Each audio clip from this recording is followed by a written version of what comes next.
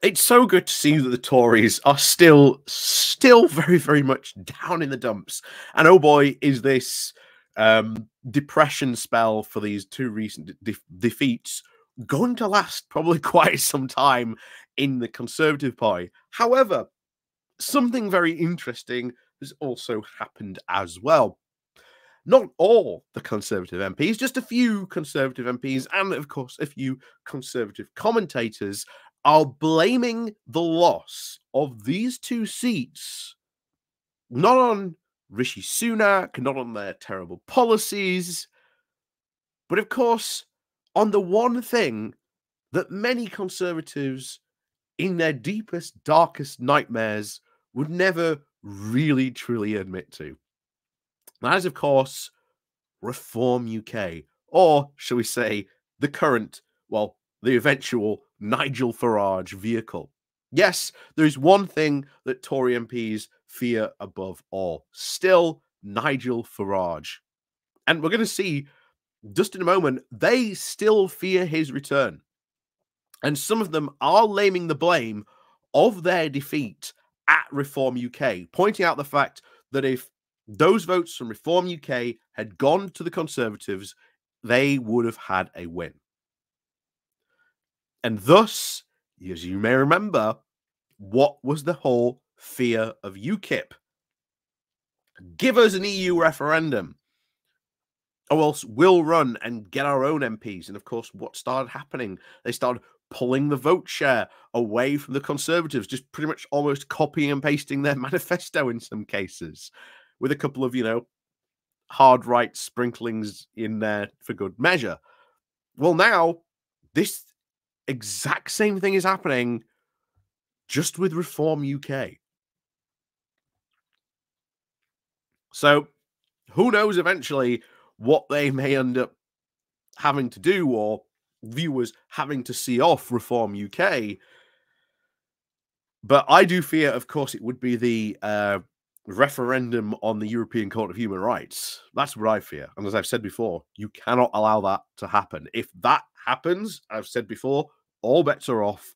Make sure you get the Conservatives out, get out and vote, because otherwise we then have to fight a referendum on European Court of Human Rights, which if we lose that will be absolutely disastrous for the UK. Disastrous. So we're going to go hear from a Tory down south from somewhere, and then we're going to hear from a Tory in the north, because these two by-election defeats are still very much getting them down. And I'll tell you what, I love every single moment of it. And of course, we're going to be hearing about the headache for the Conservatives of Reform UK. Is this just a new zombie UKIP once again rising from the grave to have its revenge upon the Conservative Party? Who knows? Time will indeed tell. But of course, there is still that terrible spectre of would Nigel Farage actually join the Conservative Party and sort of rally Reform UK to their flag.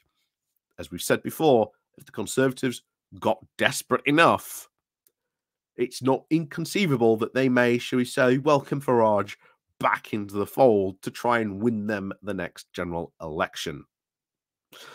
So, before we go diving into this, please remember to click on the like, share, and subscribe button. And of course, down below, there are links to my Patreon page and a one-off donation link called Buy Me Coffee, where you can, well, buy me coffee. And of course, there is the YouTube thank you button and the Pony Club down below as well. So do remember to go check those out, as well as clicking the like and share button. So, let's hear from our Tories first. First of all, this is a Southern Tory. So one Tory MP with a majority over Labour of almost 20,000 in his very rural party in southeast England had said that virtually every Conservative-held area, however secure at the elections past, was now up for grabs, saying you can put any other gloss on it than it is absolutely bloody awful, he said. The vast majority of us in safe seats are now in play, and there may be colleagues who are in play who don't yet realize they are. They will be people in the stockbroker belt who could be at risk, and I think I've got a fighting chance but I won't be shocked if I don't win. Any hope of a Conservative election victory now rests on a miracle of unforeseen events beyond anyone's control, he said. Imagine that. Tories praying for a miracle. And I fear instead of, shall we say, getting an angel to answer, they may do a deal with the devil that they know. Do not be surprised if that happens. So another Tory backbencher, with the majority in his northern seat, was just as downcast, saying, "There is nothing Rishi can really do now, other than try to look competent and hope for the best. You can admit that it's now just about minimizing losses, that you can't go out and say, but that is where we are." Minimizing losses. That's what we've always said was the current strategy. You can't go out and publicly say it that we're trying to minimize losses as best we can, but in an attempt to maybe minimize those losses, would you join with Farage? It's not beyond the realms of possibility. And why? Because this is where we go down once again to the Conservatives.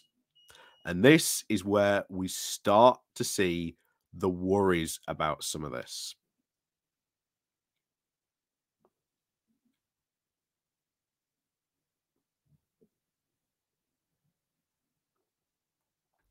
So, another issue causing headaches, particularly in red wall seats and on the right of the party, is the success of Reform UK, the successor to the Brexit Party. And of course, previously to that, UKIP. Senior figures on the right are pointing out that the share of the vote secured by Reform, which campaigned on, quote, doing Brexit properly, was bigger than the Labour majority in both polls on Thursday. They are using this as a reason to call for more action on tax cuts and immigration, a further push to the right, saying if you're elected as Conservatives, people elect you expecting you to do Conservative things, said a former minister. Just at that moment, our offer just does not look particularly Conservative, especially in the terms of the tax burden. These MPs fear Reform's presence could mean total wipeout, as the party would reduce the Tory vote across the country. And one senior Tory said that the appeal of Reform could widen, saying, "I have a suspicion that Nigel Farage may well enter the fray sometime in the spring of next year." So they are worried, still, as we said at the beginning of this, still in their nightmares that Nigel Farage is once again going to come back to haunt them. It would not be shocking if he did that. And I would not be surprised if Farage was at the conference trying to say, "Hey guys, I'm here if you want to talk." That's what I think is Farage is probably putting out the feelers. And I wouldn't be surprised if he's putting out the feelers even more, given the absolute downcast vote here. Especially if you have those Tory MPs saying, "Hey, we need to go more right wing. We need to go more tax cuts," which, well, we know what would happen with those. Even they say here in this, they even say this. While those on the right push for action on tax, the Treasury warns that there's just no room to deliver. The problem for Sunak is that if he grants grants those on the right of his party what it wants on tax, he then moves into more trouble in honouring his 5 pledges. He is trapped, said one senior Tory aide. He can't deliver.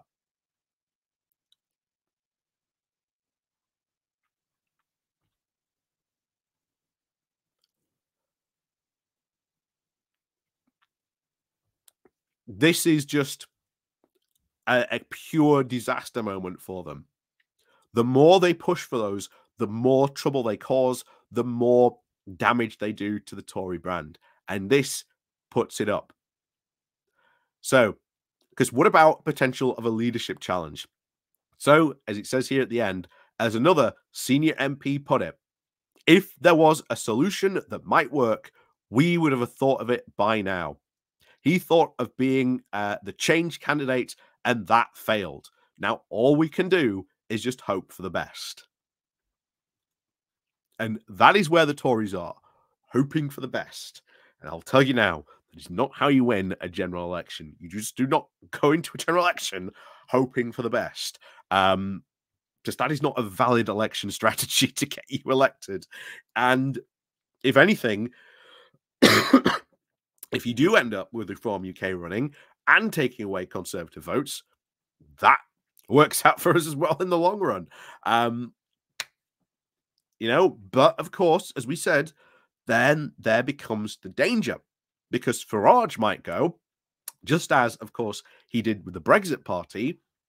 I'm not going to run in every seat. I'm only going to run in certain seats, which would, of course, be a big, shall we say, sigh of relief from a lot of Conservatives and a lot more oh no from other Conservatives. But it's what he might do. He might generally seriously go to the Conservatives, let me in. And once he's in, who knows? Who knows what happens then? And like I say, the danger for the Conservatives then becomes that they become so desperate that they do a deal with the devil that they know. Just as the mob did in The Dark Knight.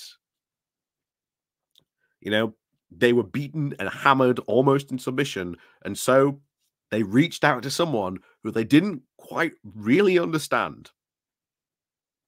And that joker to them would very, very much be Nigel Farage.